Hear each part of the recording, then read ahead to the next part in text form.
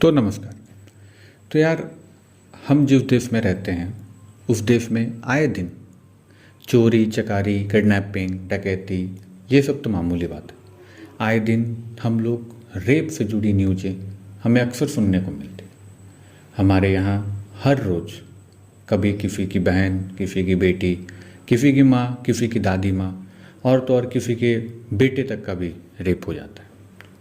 अभी कोलकाता का मामला ही आप देख लीजिए। 8 तारीख से केस की जो शुरू हुई है अभी तक वो चलती जा रही है और पता नहीं अभी कितने साल निकल जाएंगे, कुछ कह नहीं सकते।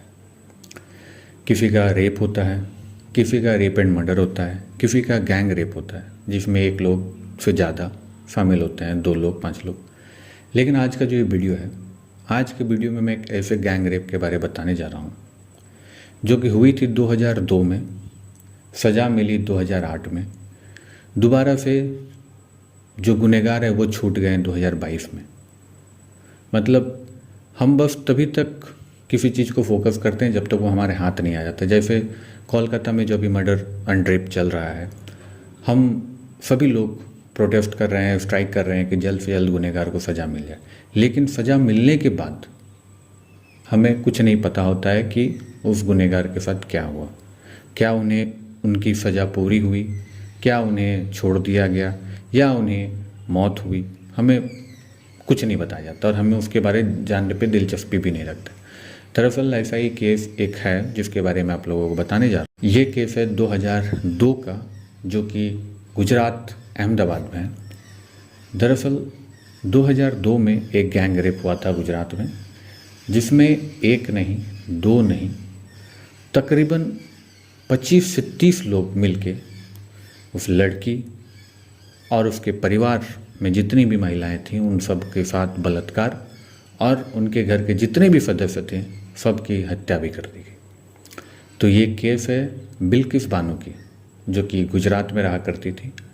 एक दिन उसके घर में तकरीबन 25 से 30 लोग अवैध हथियारों के साथ डंडे, पत्थर, साइकिल की चैन वगैरह लेकर उसके घर में घुसे।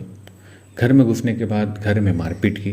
मारपीट करने के बाद तकरीबन कहा जा रहा है कि 13 लोगों ने मिलकर उस बिल्किस बानो का रेप किया। उसकी जो माता थी उनका रेप किया और तो और उसके घर में 3 और महिलाओं के साथ रेप किया। इतना करने के बाद उसने सबको जान से भी मार दिया सिवाय बिल्किस बानो के। बिल्किस बानो के साथ जो है घटना हुआ, उसके बाद वो गई लोकल थाना, पुलिस स्टेशन FIR करने के लिए।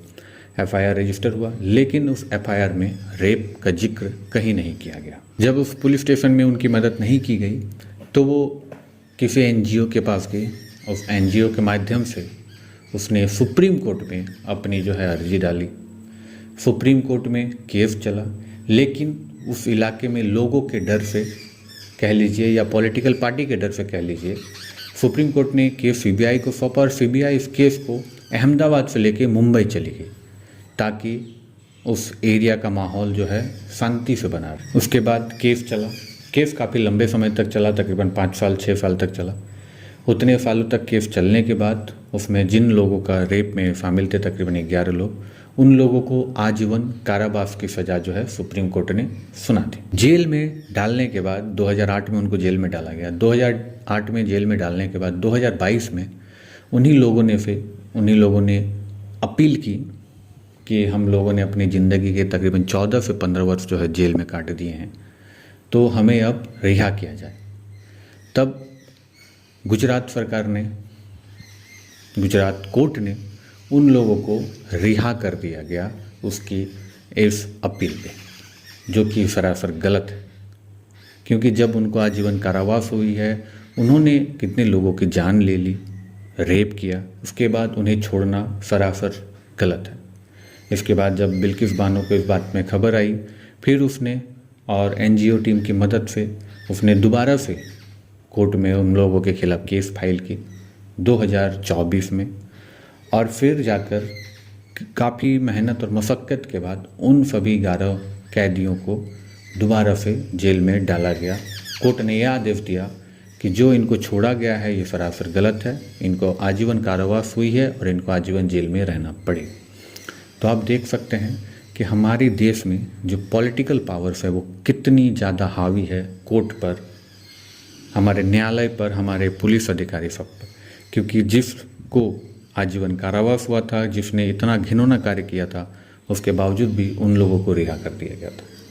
तो यही मैं आप लोगों से कहना चाहता हूँ कि हम लोग तो केस के लिए लड़ते हैं, लेकिन उसके बाद क्या गुनहगार अपनी सज़ा पूरी करते हैं? नहीं करते हैं।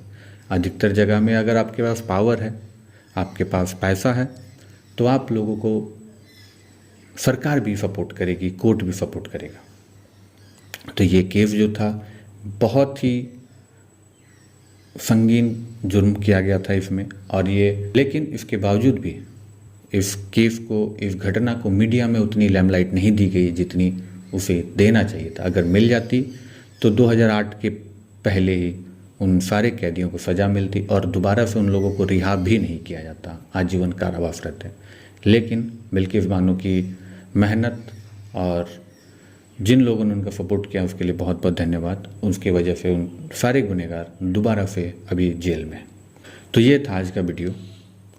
अगले वीडियो में फिर मिलेंगे कुछ ऐसी सच्ची घटना के साथ। तब तक के लिए सावधान रहिए, सुरक्षित रहिए।